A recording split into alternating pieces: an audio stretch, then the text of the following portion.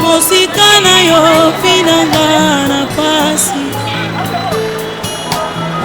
mosikana yo finanga na somo. Wapio, wapio, wapio, wapio. Kosa motema nanga ezana tombola Yesu. Kosa motema nanga ezana sanjola yo. Ematina molimo nanga yo. Nayemba yonga ekotina mabanzo nanga yo.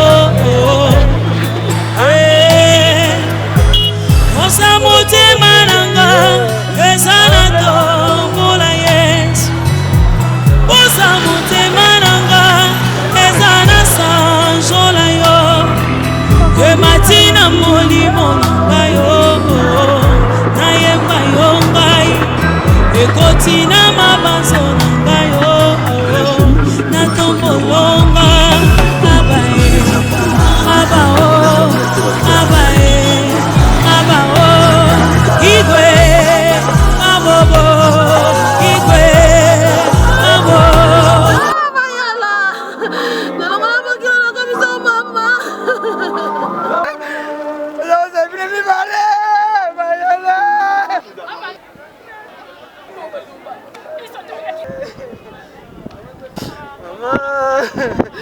Mama sotukutana kabisa mbonde yokosinga.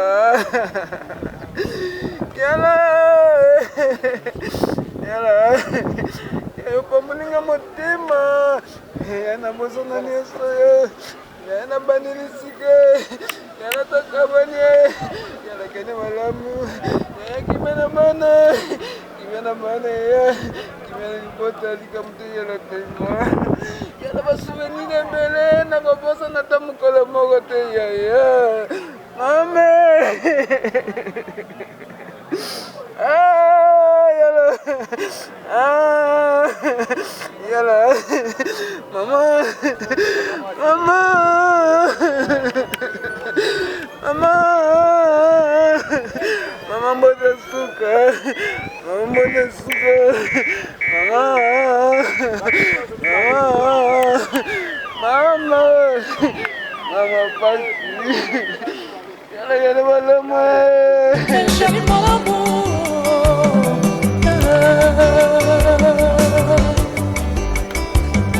Makolo na suka, makolo na somo, makolo na suka, makolo na pasi.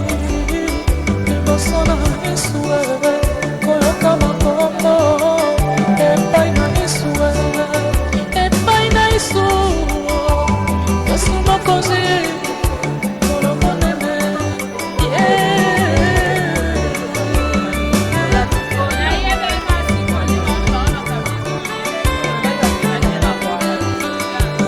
yawatonga na Yesu, ejali malamu, yenga nyonso na eglize, ejali mabete ejala pasteur, ejali malamu, yenga nyonso na bamese, ejali mabete kasi mokolo na suka, mokolo na somo, liboso na Yesu koyoka makombo, epai na Yesu, epai na Yesu. Yesu mokonzi mokolo monene.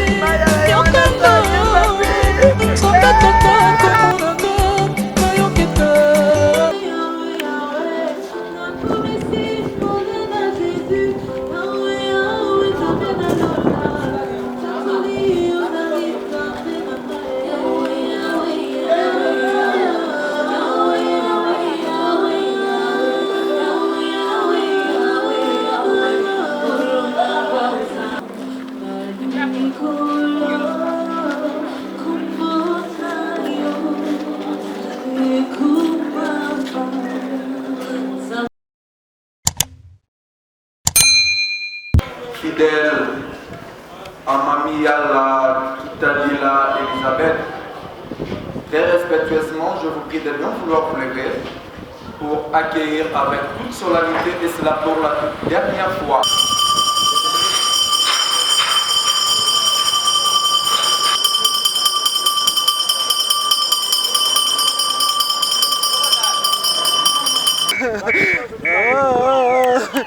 Mama, pasti. Jangan lama-lama.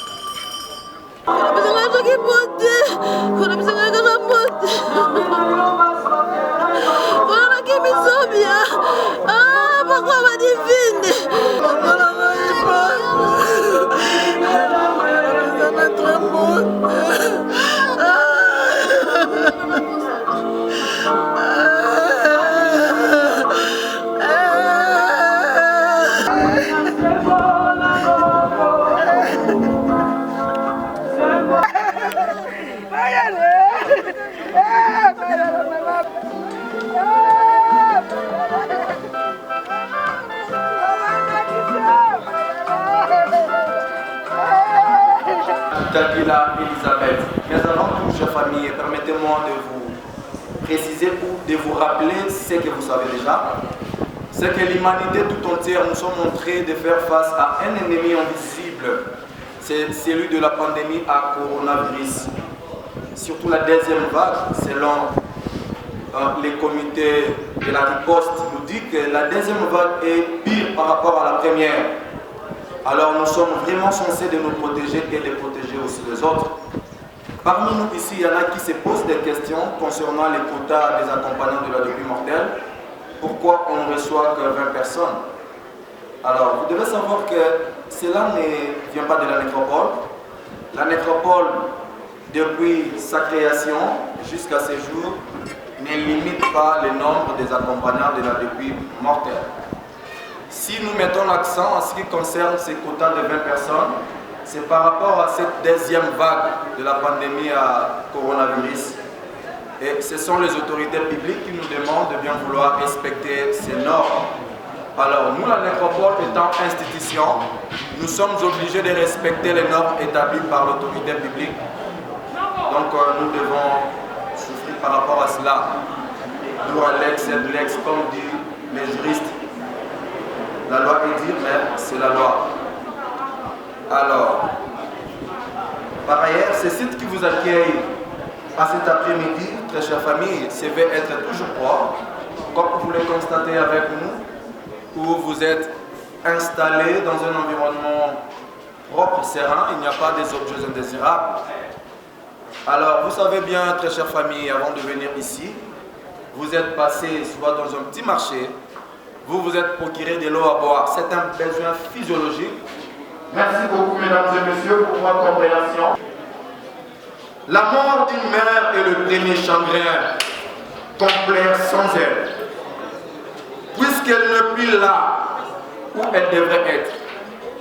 Fin de citation d'après John Sen. Chère famille, chers parents et amis, aujourd'hui, nous pleurons tous les départs pour un long voyage de Mamie Yala, Kitadila, Elisabeth, pour qui vous avez répondu présent à ce dernier rendez-vous avec elle. C'est lors de ce dernier rendez-vous de revoir. Rendez-vous au cours duquel son temps est devenu le nôtre, de présenter à vous, sa famille, ses amis et connaissances, nos sincères condoléances. Tout en rappelant que Mamie Elisabeth Yala est descendante de la lignée parentale de Papa Moissa Bernard et de Maman Rumba Hélène du village Bissinza, où elle a vu le jour en l'an 1939 dans le secteur de Lula, territoire de Kassangoulou. les tout dans la belle et douce province maritime du Congo central. Et voilà qu'elles s'en vont ce jour dans la félicité éternelle, communément appelée le paradis. Rejoindre tous ceux qui l'ont précédé, en nous quittant inopinément le dimanche 10 janvier 2021, ici à Kinshasa, loin de ses terres natales, au terme d'un parcours de vie élogé de 81 ans. Un parcours marqué par une vie familiale de mère, grand-mère et arrière-grand-mère heureuse et pleinement comblée par une riche progéniture de plusieurs enfants, petits-enfants et arrière-petits-enfants qu'elle chérissait tant et qu'elle laissait jour dans la peine. Cette fervente chrétienne protestante de la communauté des ensembles de Dieu au Congo, Kadeko en sigle, très active dans le petit commerce, vient de s'en aller en nous laissant le souvenir d'une mère au grand cœur, hospitalière, généreuse, logique et positive face à la vie, mais également stricte et rigoureuse quand il le fallait. Chère mamie Elisabeth, ton visage, nous l'aimions. On t'y voyait en entier. Il était la fenêtre qui s'ouvrait sur la lumière. Il était la porte qui nous invitait chez toi. Ton visage d'amour, les voir nous suffisait. Nous étions sûrs de ta tendresse et de l'offrande que tu faisais de toi. Simplement, sans rien dire, pour nous donner du bonheur chaque jour. Ton visage de tempête lorsqu'en toi, comme en tout être, s'affrontaient les désirs de te dépasser et l'envie de te laisser aller. Ton visage de silence avec ses secrets à chercher comme un trésor réservé à ceux qu'on aime. Nous aimions ton visage devant nous. Ton visage, maintenant il disparaît. Ton visage, il échappe à nos yeux et à nos mains pour s'inscrire, invisible mais présent dans nos cœurs. Ton visage de bonheur, c'est vers le ciel que désormais il sera tourné à sa présence. Il trouve sa définitive beauté. Et maintenant, mamie Elisabeth, c'est le silence. Tu peux enfin te reposer et connaître la paix éternelle. Au revoir, mamie Elisabeth. Oui, mesdames et messieurs, fidèles à mamie Elisabeth Yala Kitadila, ainsi rassurés par ces vents de l'espoir qu'il souffle sur vous, vous ferez mieux d'offrir une petite place dans vos cœurs à mamie Yala Elisabeth, plutôt que d'aller la chercher à son domicile conjugal au numéro 18 de l'avenue Zobia, quartier Baoum, dans la commune de Kibanseki, ni à la sortie du culte de dimanche à la paroisse Kadeko Kibanseki, car en cet instant ici, elle vient de changer d'adresse et de commune. Désormais, c'est ici à la nécropole Académie, notre patrimoine mémorial commun, que son corps physique se reposera dans le quartier Aquarius à l'Evende au numéro 400 de la rue de la Consolation. Mesdames et messieurs fidèles à mamie Yala Kitadila Elisabeth, vous devez retenir sa nouvelle adresse à dater de ce jour. Cité Nécropole Académie, commune de Lancélé. Et c'est là dans le quartier Aquarius à l'Evende au numéro 400 de la rue de la Consolation. Pour lui rester fidèle, c'est ici que vous reviendrez souvent, et non seulement le 1er août, jour officiel de mort en République démocratique du Congo, pour lui rendre visite, vous souvenir et réfléchir sa tombe. Très chère famille, au nom de toute l'équipe de la nécropole qui m'accompagne cet après-midi, et ses partenaires dans l'hôtel de ville de Kinshasa, une fois de plus, nous réitérons à vous, sa famille, ici présente, nos plus sincères condoléances.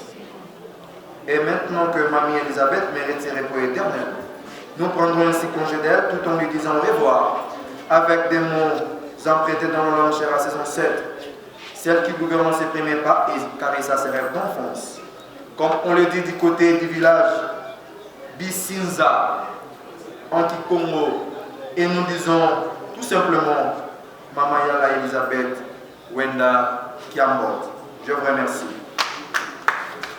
Vous formez juste deux rangées derrière le corbillard qui amène sa dépouille mortelle vers sa dernière demeure physique. Et la nécropole vous souhaite un bon retour à domicile. Surtout reprenez confiance à la vie. Merci beaucoup.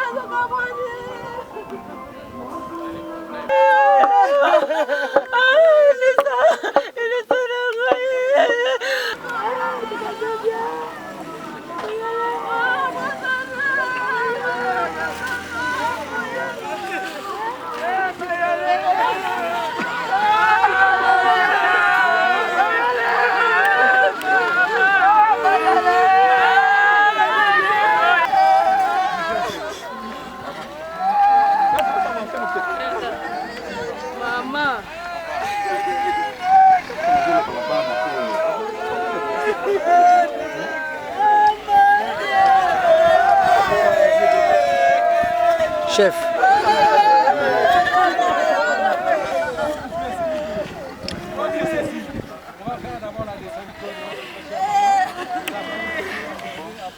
Vou bouger primeiro, né? Coisa muito.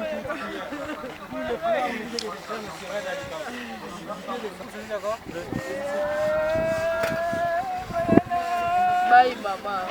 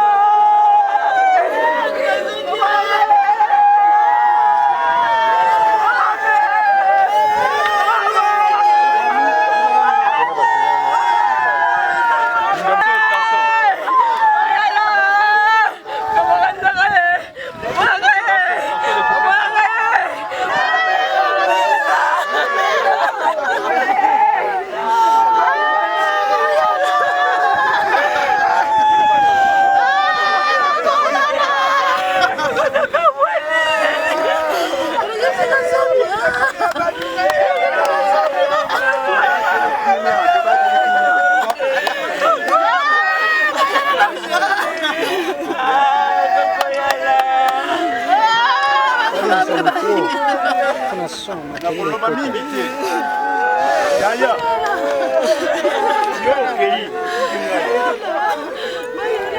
Pesanga makasi natikala kobokola bana na banebe pesa bango makasi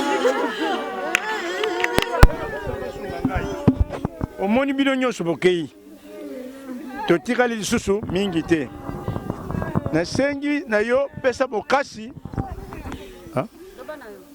nasengi yaya pesa bana chance bana nkasi basunga ngai yo kei nga natikali na baleki nazali susu na mokonzi moko te akoki kosunga biso pesa chance na famille nazala makasi mpo nasungaka bango mpe basunga ngai pesa bamama na banoko mbote oke kokuta kuna nasukisi na ngai wana tala nasali boye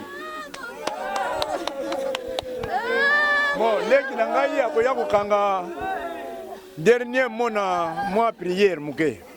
Jean-Pierre. Les canons. Ouais, famille. Ta mwana mulimo santu. Ya yala. Ozalaki mama na kati libota. Otigalaki mama na biso. Mikolo ya bana basi ezali yo. Sima biso baleki tolandi. Ozali ya okei. Nzoto ekota mabele. Ekokoma mabele. Molimo etikali. Ekeye pa nkolo. Okufite. Ya solo tolobaka bongo. Ke mutu akufi. Kasi. Liboto munene oyo tiki. Tala ningo kolisi famille. Otiki bakoko. Otiki bankolokolo. Otiki bana. Lakisi ke mayala okufite. Tozali na yo tango na tango. Bipato kende ketoye bakati. Lokolo kei kuna. Soki pa memaka sango. Oyebi nyonso.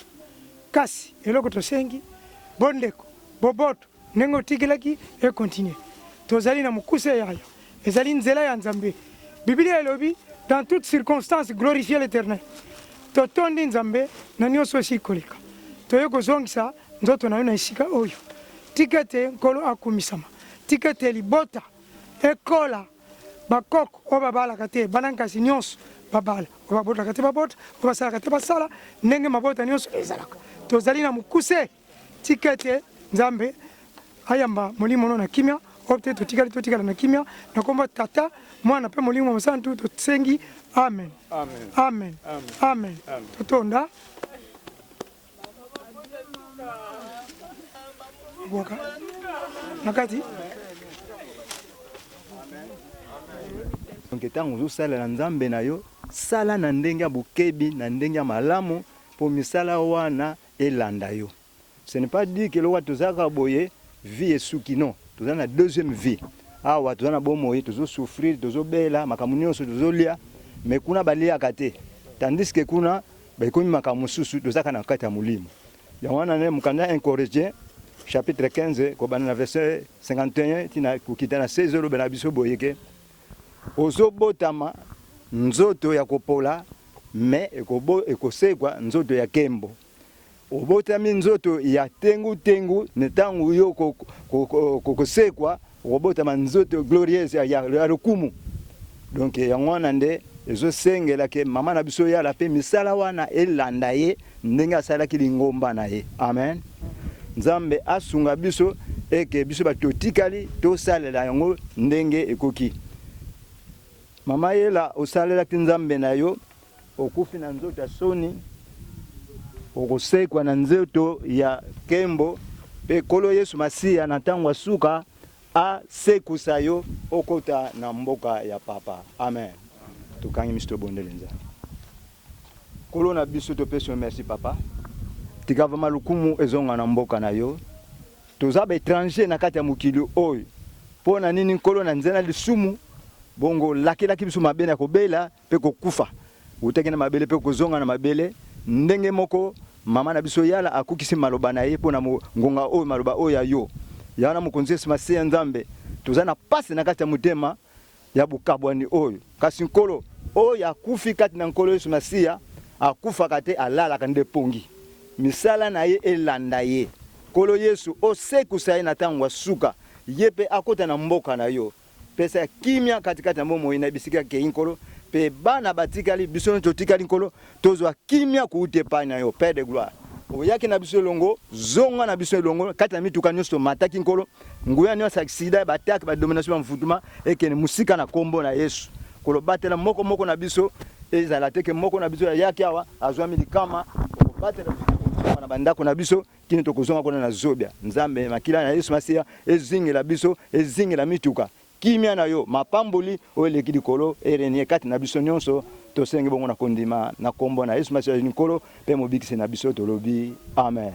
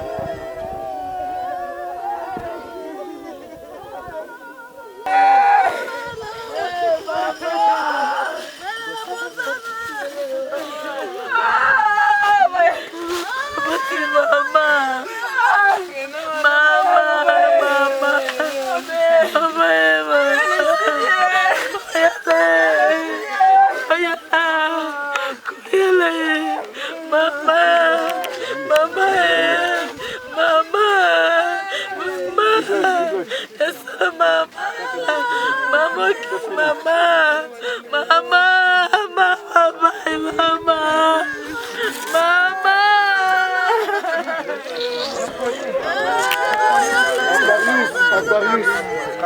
Quartier Aquarius.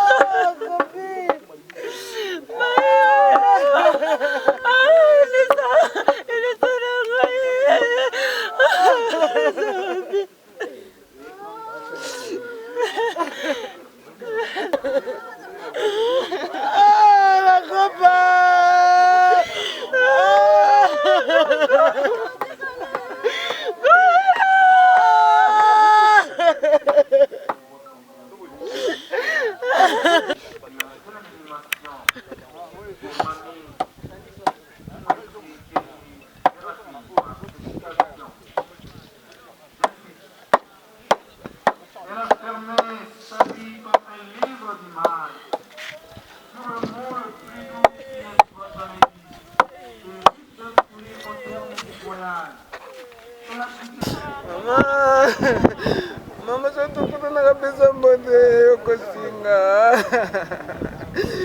yala yopamulinga motema yana bosana nyonso yana banilisike yana takabani yana kene malamu yana kimena mana bon oyo ya koloba vraiment ezaka ya pasi mpona bokabwani oyo asali kati na biso vraiment azali moko oyo tokoki kobosana ye te po te asali ya minene na nzela na ye biso tozali lokola babokilo na ye pe apesi biso carrière ya kobenga lelo baresponsable oyo tozwi badescendance moko lelo oyo ezala kati na libote santo na nzela na ye mpe tozwi famille oyo tobengami lelo na bamoko na basouvenir abimi lokola mosali na nzambe monene na kati na famille oyo ya ngai pela moko apesinga mpe carrière ya basi lokola mibali oyo apesinga fierité yango na kotombele kaka vraiment mabele ya bakoko ezala douceur mpo na ye eyamba ye kati na kimia oyo asili kosala mpe tokoki bakobosana ye te. C'est pénible, puisque celle qui est venue du numéro aujourd'hui, c'est ma mère. Comprenez ce qu'une mère peut faire pour son enfant. De l'enfance jusqu'à l'âge de commis, c'est vraiment beaucoup. C'est beaucoup, beaucoup. Et surtout qu'on a été turbulent. Maman s'appelait Béret Vert. Donc, papa ne parlait pas assez, mais c'est surtout maman qui a vraiment contribué à notre éducation.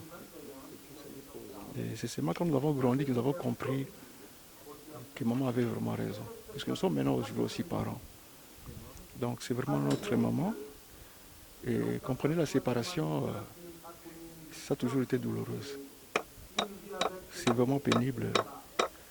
Je manque même d'expression pour relater un peu ce qui a été repose en paix. Que nos ancêtres puissent vraiment lui accueillir. Que la terre des ancêtres lui soit vraiment douce. C'est seulement ça. Je manque le mot. Ce que je peux dire, c'est adieu, ma maman chérie. À jamais. Elle sera toujours gravée dans mon cœur. Parce que je l'aime. Je l'aimais tant. Voilà. Merci beaucoup. Merci pour la parole. Naranisi mama yala. Ayapela mama nangai. Ayapela mama nangai. Nazokanisa na bangonga moko boye. Naza na ba 6 ans, 7 ans. Na ban école primaire, donc d'abord maternelle, école primaire. Alors nde esali ke donc abani na mapa emokoti na bakwanga donc c'est à la maman oyo azwi biso meke si akomi biso nde tokomi boye nali très reconnaissante na nyonso asalaki e nzambe akanisa mpona tia na ye na kombo na ye akoti vraimen na malilita azongi na esika nango eloko kaka apesa biso makasi tosala ye ndako apesa biso makasi tosala ye ndako c'est biso bandako eningana ndenge akeboyi azoyoka yango nana bakangi ye te biso bandako nyonso eza koningana bana basalaka te basisa ba l'école bazwaka misala te ayo tokende yo moko otiki yango oyoki yango na malali na oyebi oyo ndondo ozalaki nango ayo ozokende obongisa opesa mpe bango nyonso bachance babota babala biso mpe tosepela ndenge mpe yo osepeli biso mpe tosepela te topesaki mbongo tozalaki ofele te yo mpe osepeli awo soki bana bazalaki te mpe osepeli te na bokilo na yo nga mpe fo nasepela na bokilo na ngai fo nasepela nde nazali boye nde natelemi boye biso na leki na ngai biso atokoti ndako oyo malgré leki mosusu aye te biso ne bana ya ndako nga nazalaki moninga na ye vrai moninga neti na ero 3 oyo soki alambi nga fa nafongola nzongo soki apesi nga te koswana ebandi se nayali awa atiki nga na maladi se natikali vraiment na pasi ya lokola eloko moko elongo na nzoto na ngai mais ya nzambe moto asali nzambe mpe moto apesaka nzambe mpe moto azwaka likambo te akende bia akende mpema amoni mpe pasi kaka pete eza toujours grave na mitema na biso mpe na mitu na biso malobeka esilaka te tanke nkombo na ye ezali na bana bakoko ekozalaka kaka awa sikoyo eza esika suka totiki mama tala mama kutu awa koma na ye te mbala liboso akomi kotoyo tikali ye moko biso tokei donc pasi nzambe abatela kaka ezalaka pasi séparation ezalaka pasi kati na biso bato tosepelaka ntango mutu abotami me kokufa ya mutu ezalaka pasi kati na mitema na biso me esengo na ngai ezali ke mama asili kokufa mopakano te ayambaki ye soloka mokonzi mpe mobikisi na ye mpe asaleli ye na kati ya lingomba oyo tosambelaka na kati ya KDC bongo nayebi ke naza na confiance epa na nzambe wana lolenge na bandako kotalela meme koya kotalela na ndako a tout moment kotinda badimi na ye bapriere ata pasi ezalaki na makolo aza kokende kaka simbi nzete azokokende retraite akokende me na suka lokola nzoto esengeli ezonga na mabele mama auti kozonga na mabele donc pona ndenge tokaboni na mosuni eza pasi me pa na nzambe eza esengo makasi mpona nini ke mwana na ye azongi epai na ye po ezali mpasi soki moto akeli felo bongo mama oyo amikabaki mpe na mobimba epai na ye naza na ferme confiance epai na ye yango wana nde esengo wana ezali ke biso nyonso tolanda nzela ya mama lolenge banda kosambela eke bana nyonso babongola mitema eke balanda yesu lokola nkolo mpe mobikisi na bango na soki komeli biso tondimaki te me na mokwana nzambe esalami oyo nyonso eleki boye nzambe azala na biso ya pasi epesi biso ya motema ezokisi motema me nzambe oyo ayebi ndenge aprotegeaka baoyo aye atiki lokola aye atiki biso akei toremercie kaka nzambe tokumisi na circonstance nyonso merci nzambe moto apesaka nzambe moto azwi tokumisi nkolo na nyonso eleki ye moto apesaki azali yaya na biso ye moto abotami na biso na biso ngonga na ye ekoki nkolo abengi ye obseki eleki malamu nkolo akumisama na kombo ya tata mwana mosombi santu tozali na mingi te totondi nzambe amen amen ngai nasi biso okei biso totikali biso moko pesa biso makasi na nguya po totala bibwele oyo etikali pesa biso makasi tozala bana tata moko mama moko ndenge bapwale ya mbwa ezalaka pesa bango motema moko ya kokita batosa malgré moke na ngai me batosa ngai yango wana kaka yaya nasengi pesa bana nyonso mitema moko ya kokita yo kende malamu pesa bamama na biso mbote kuna okuta na bakoko tosa biso totikali malamu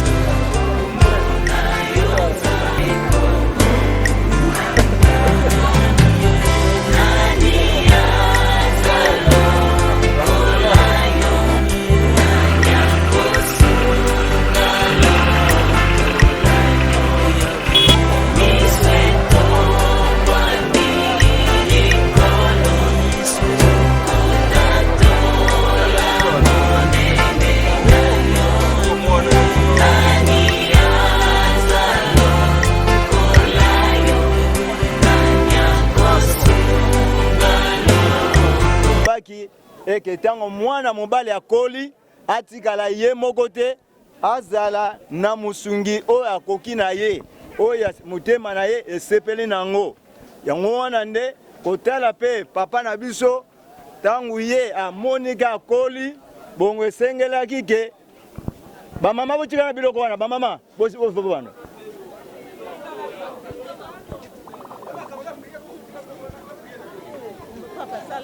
Amen.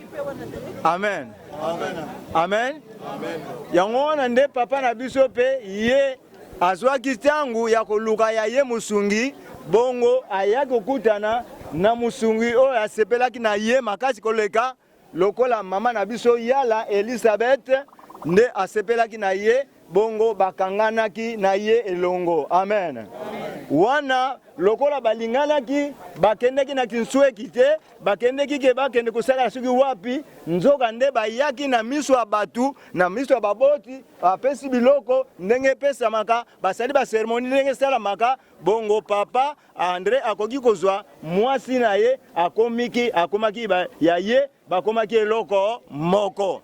Yango wana nde eza bongo ezalaki na miso ya batu nyonso. Tolobi amen.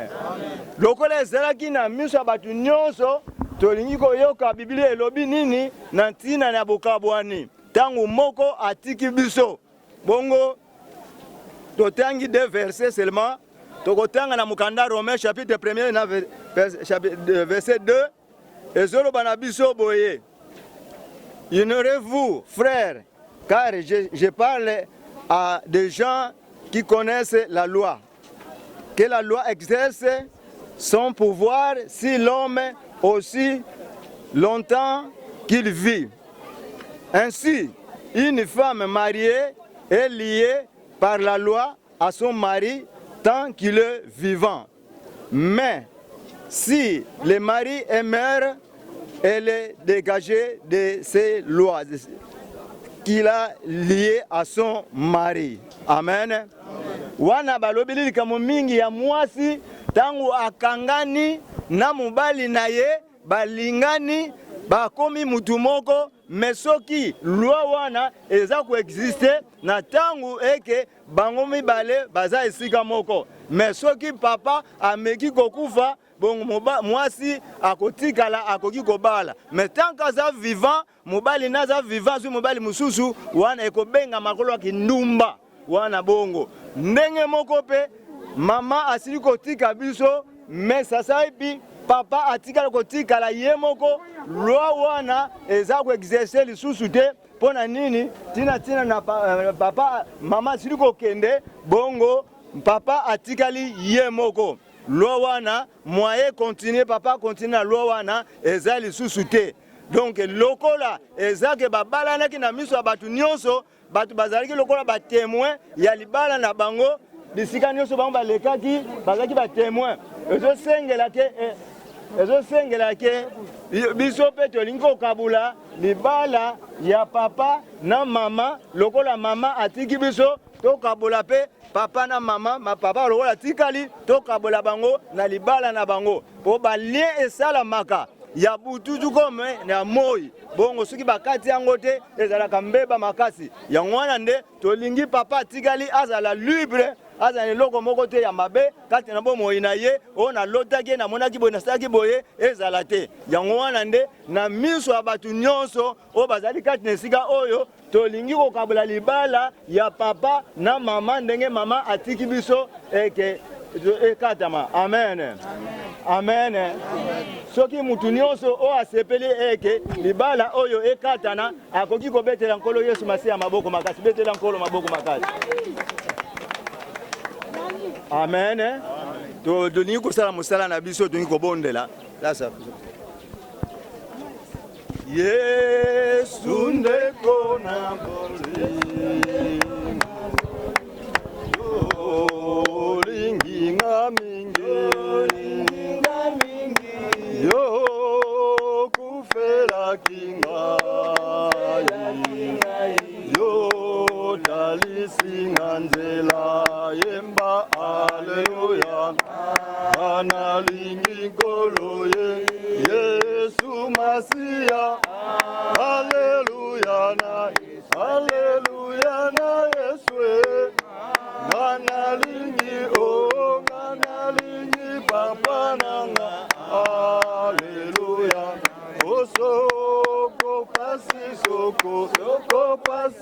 sokoliwa ekolongana ngai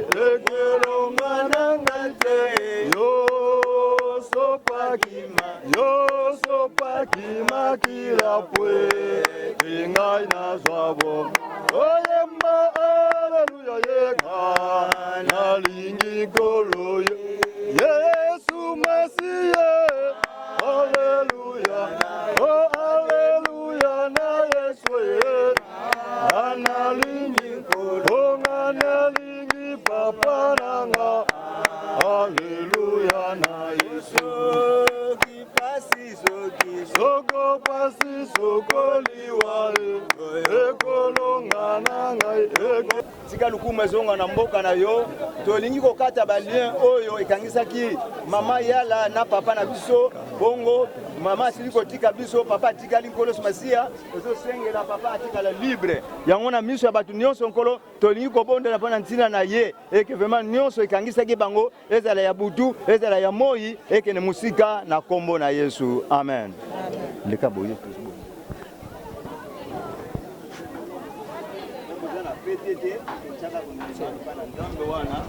kobondela kaka yakanga misu baba tia kondime pa na nzambe totelemeli nyonso bokundi na satana oyo ekangamaki kati na bango soki balie moko ekotaki ya mabe soki bademo bakotaki kati na bango soki ya mabe ekotaki na kati na bango na minitio eza na nguya te na kombo tobondeli na kombo na Yesu Masiya yawe tozo déclarer na minitio Père de gloire wana nzambe na bikamwa tala papa na biso asili kotikala ye moko molongami oyo bazalaki na ye longo baliaki na ye longo bazalaki ni mbeto moko baboti na ye bana basali makambo nyonso bakoki kosala bosasa epe nzambe na ngoya na bondeli na kombo na Yesu tala mama tiki biso mokonzi Yesu Masiya esengeli sikoyo bakabwana yana na autorité opesi biso nzambe tozali kokata balien nyonso oyo ekangisaki bango ezala ya butu ezala ya moi ezala ya nini ezala bademo oyo ikozala eke na kombo na Yesu etika papa na biso nzambe na kombo na Yesu Masiya atala libere na kombo na Yesu puissance nyonso oyo banda kokanga bango banda lelo ezala suje na kombo na Yesu nazo déclarer eke gloire nonzo emonizama nyonso munguna alonaki mpona ntina na ye o bandoto ya mabe o bamalédiction bamaladi héréditaire o nyonso kozala mabe kati na bango kolo na kombo na Yesu Masiya etika bango nzambe etika ndeko na biso etika ye azala libre na kombo na Yesu to rendre libre na minitio nkolo ekiza nzambe okoba kosala minene kati na momo na kombo na Yesu Masiya oza nzambo osala kamanga minene kati na bana na yo na kombo na Yesu mataka barabashi onodera bashika barabashi na kombo kolo no biso to pesio merci papa tika lukumu ezonga na mboka na yo pona bolingo na yo omoni sizo mokonzi nebele batu baye kati nesika opona kokabola mawa nkolo ndenge papa na biso babala yanki na miso na batu nkolo pe ndenge tokaboli bango na miso ya batu nkolo eke papa na biso na minitio azala libre na kombo na Yesu eke nyonso ekozala ya mabe bana kolanda ye eke ne musika na kombo na Yesu ezala bademo banani bandoki kisangana kata isanga na kombo na Yesu Masiya etika ye tozo rendre azonga libre Yesu bikisa ye kangula tomona minene na yosela menaye luboko na nguya kusimba ye eke azala bonne santé makambo nyonso etambola malamu atikali na bana Seigneur aconseiller bango aconsoler bango na makambo nyonso etikali kolo bako nyonso esengeli esala makati na ye na buyebi na ye oyebi mvula otiela papa na biso akotika mukili oyo yo muto simbi ekolo batela ye kino ngongane kokoka makambo mabe nyonso elongwa na kombo na Yesu tozo déclarer gloire na nzambe emonisa makati na ye tobeli makila na Yesu Masiya ezingila ye na kombo na Yesu Masiya wazali nkolo pe mobikisi na biso tosengi bongo na kondima na kombo na Yesu tolobi amen amen wana tozozongisa papa na biso epa bandeko na ye ba récupérer ye libala esili kokata na abuo ya libwa ekata na to récupérer ye asonga Biye na kombo na Yesu Masiya amen obeti nikolo maboko makasi ça va vous avez bien bana oya tobondela yipa pour tout bana tobondela mbala moko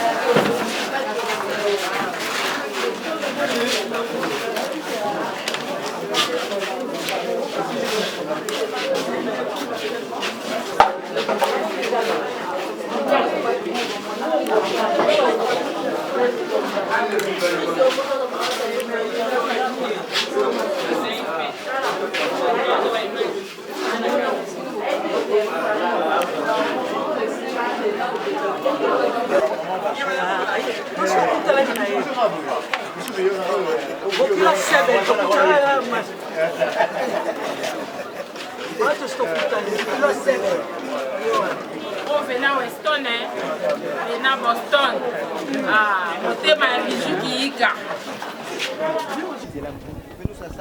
musika na makombo na Yesu maladi yake musika na kombo na Yesu zambisunga kembo no zambe se manifester kati nomwe na bango makila na Yesu masenza mbezingi la bango tambo zulu kwa mona mona ténèbre ko ba mona bango te kimia na yo mapambuli o de kidikolo erene kati na bango to sengi bongo na kundima kombo na Yesu masenza kolo pe mo bix na biso to lo di amen amen.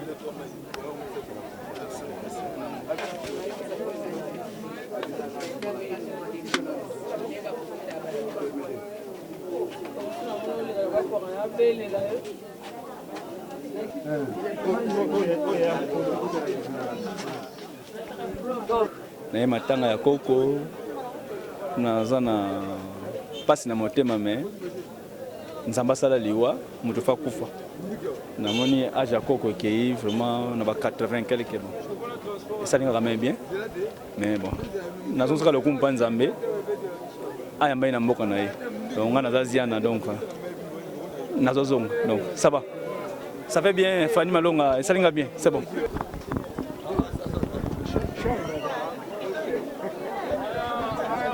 Nabalela kotoyo papa bijokia na quoi koko mtakufi koko na bango en tout cas l'équipe bien vraiment accueil et matanga l'équipe vraiment très bien dans ce pays là l'équipe na biso ya moi si oya simbi micro oya tout na biso ba question suka donc c'est ça to pesa ka ba chance mutalongo na so na kati ya quartier na biso zaye donc c'est ça quoi. En tout cas merci beaucoup, merci. Les personnes qui nous suivent à ce moment, nous avons tous les gens qui sont là. Assisté venant Papizan, venant Weston de la part de Mabouijou qui en a depuis Paris. Donc tous ensemble, mais en tout cas, courage. Où les amis étaient là partout entre l'Andago donc courage et belega. Sengo, on nous sommes ambassades quatre na famille, c'est pays de commissaire pour volonté naé. Faut qu'on se paye la commissaire pour rendre grâce à on se paye dans sa salle. La disparition de maman. Donc comme si je souhaitais que maman qui opé malakimia, Nzambe atala un livre de souvenirs, acte ne bino sa sala quand Nzambe atala kantaya bosala été atika été donc ces journées les kanakimia biso to tikali kana et tumbango mokili mais avec Dieu te wi que Nzambe a olongisa biso. Vraiment to pesi Nzambe lokumu. Merci. Ngai na mwana papa firmé. Na mwana papa firmé. Ngai na mwana papa firmé nga Arlette. Patanti na ngai mayala batata mwasi na ngai bande kwa papa na ngai. Tozaki na passe makasi na motema. Liwa pa ya tanti na bisali biso bien te sali passe. Yango toye to lelie to ke to kundi.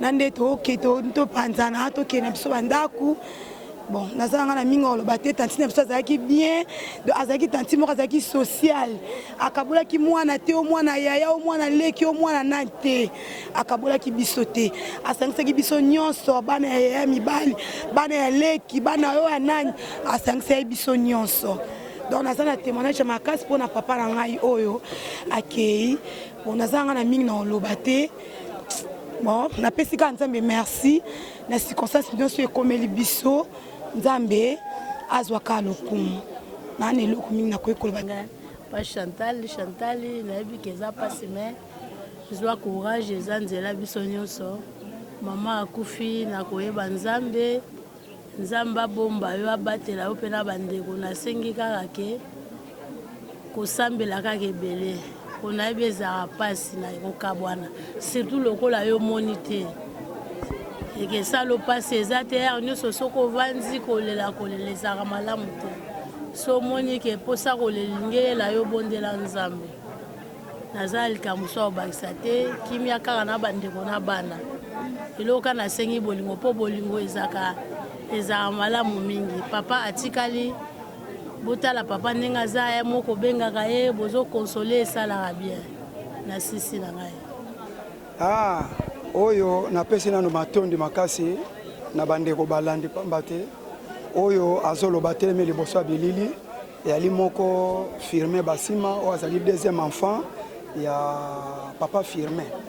Alors étonnement oyo esali biso epesi mpasi makasi parce que même biso tozalaki na bamaladi etongisaki tokomi kutu mwa retard ntango na ye na morgue nzoto epesi ese elongwe nga na remplacer mais loin de là na ye na ndako na mawa wana mpona kozongisa sommage nakanisi bandeko baya misika boza nzinga bozomona oyo ezali leki yaya papa mwana na bino nde na ye lisusu kasi totombeli bisika tata mwasi yala azali kimia ya tata ezala na bango bisika bazali bazanga te bango baza na molimo biso totikali na mosuni tozanga te kolukaka lisusu libongisa epai na bango donc chaque année oyo bango bazongaki mokili na molimo esengeli libota nyonso fo tovanda fo tokendaka pèlerinage esu na pela toke kotikela tata mwasi alors moke ya masolo nazalaki nango pasi kaka na motema me tosala boni parce que yo nyonso toyaka na nzela kobotama tozongaka na nzela ya molimo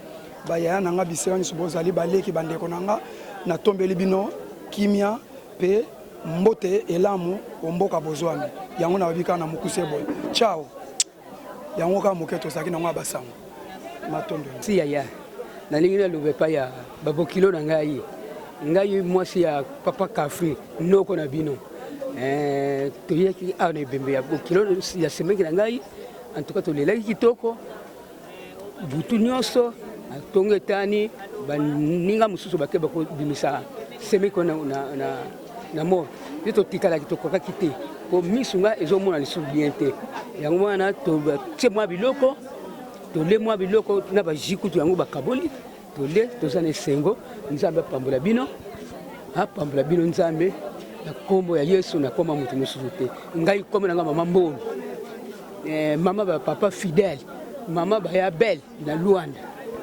mwana nga oyo ya suka kombo na yala kitalila ye moko semeka yebi na yebisi na yebite na kokere mokolo nini na njili na yebite tovandi kaka awa lelo pe tokolala awa naza solo likambo sute nzambe apambola bino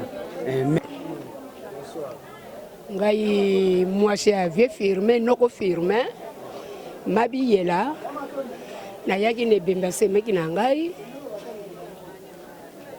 namoni ndenge tovandaki bamibali na ngai ndenge basimbaki ngai bayebi ke ta Firmin atikaki bana nalingi kotika bango te ndenge nayaki nasali poso mobimba ti baye kokunda semeki na ngai sikoyo yango wana toye tovandi malamu makambo ezali te tozolia tozotonda sikoyo kutu nale natondi lokwa naza boye nasepeli mingi nayebi te babokilo soki bokokozwa mwaye mpona kobenga ngai mabiyela nayebi te mpona mona bino kala nayebi te natindika malobe pa na bino soki boza na posa na ngai bobenga mpo boyeba posa na ngai na suki na ngai wana. Merci mingi nga naza ndoi ya mayala nabotami na libota ya Firmin ya pa basima aza komo ndoi mpona nga koko akomeli lokwa camarade na nga soki nauti mpa biso na ndoi bacongé nanso na ye boye tobetama so toseka lokwa bacamarade mais awa apesanga information ke koko akufi donc nanomona lokwa eza non nandimaki yango te nandondima te mais naye frango nayo confirme ke wi nano bayela na nga osuna abeyi ngai koko yaka tovanda tobeta toseka lokola bacamarade nandondima te mais tosala nini molimo na ye mpe maka na kimia epesaka nzambe merci eselenga mpasi mpona ti perdre papa na mois de mai ndoyi na ngai okufa na mois de janvier nando banzambe oteyanga nini mais pesika nzambe merci nzambe asoka lokumu touta mabele tozonga mpe kaka mabele oui esalami malgré eza surprise mpo na nga nasatondreki nango te ke nayoka un jour ndoyi na nga okufa ngando bandoyi na ngai flote olata liputa na nga to nobala mona oseka toseka mpena toseka mais atinga na mauvais souvenir aki avant alie mbongo na nga te alati liputa na nga te baze na nga alati yango te nyonso na ndo olaka ye ekokisami te epesika nzambe merci mpe naofortifie bandeko na nga don bana ya koko na nga bana endoyi na nga bazwaka makasi eza likambo ekomi na motu nyonso tokolala moka mosusu olali mpo olamuki toyeba te okóma na ntongo okolamuka mpe na ntongo ekóma na pokwa oyebi te nzambe ka moto ayebaka nzambe moto ayebaki ko oyala otika biso topesika nzambe merci vraiment.